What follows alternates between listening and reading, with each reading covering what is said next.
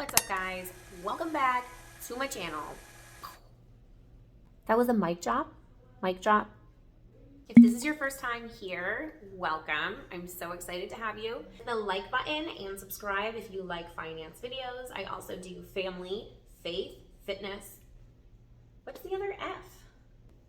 Click the like and subscribe button if you like finance videos and videos like this. I cover all things lifestyle, including family, fitness, and faith.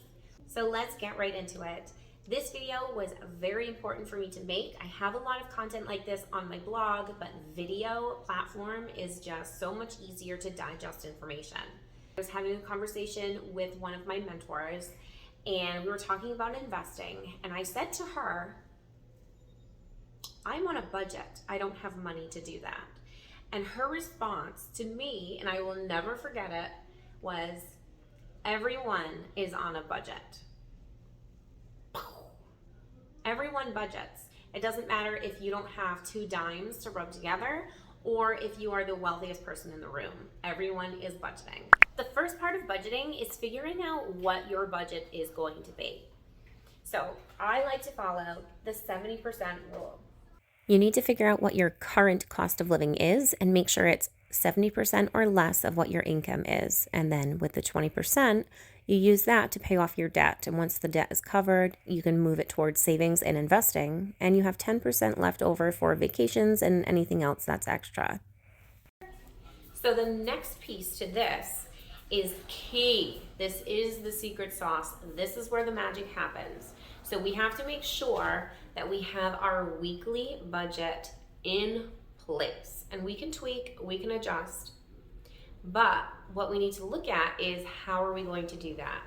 I'm sure you've heard of the envelope method, where you have maybe 5 different envelopes for different things with cash in the envelopes, and you put it in there every week and you use the No. That is just too much for me. I am not going to be responsible for all of those envelopes. I'm going to lose the envelope itself or mix up the cash. I don't usually carry cash on me. So a little hack to the envelope method is just using one envelope. And this works with debit also. So you would just keep your receipt, and I'll walk you through it. So you have one envelope and you separate it. Let me show you. Envelope, 2 columns. Grocery, other, everything else. So when you go through and look at your last 3 months of expenses, what you spend money on, you want to figure out what you are responsible for. If you're married, you have things that you're responsible for, and he has things that he's responsible for.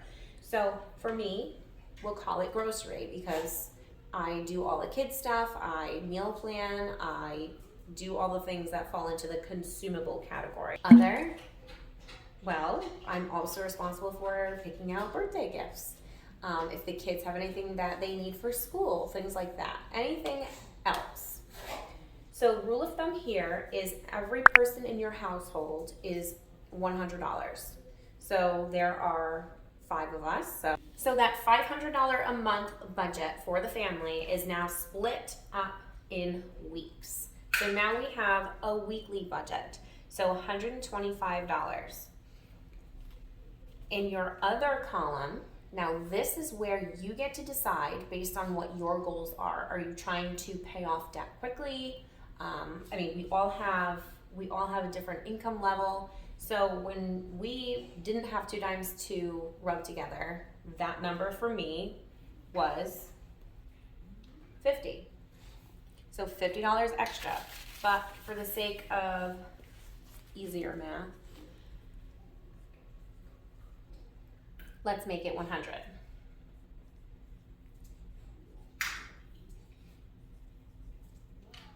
So this is the amount of money I have to spend for the week. So now say I went to the grocery store and I only spent $25. So now you want to update that. This is how much money I have left now.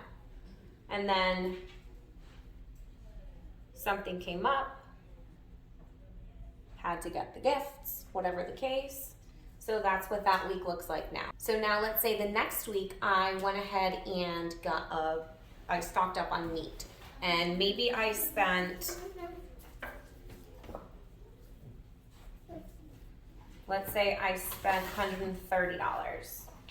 Now I'm -5, and what we can't do is borrow from next week. We don't want to be in debt to ourselves because then it's just a never-ending cycle.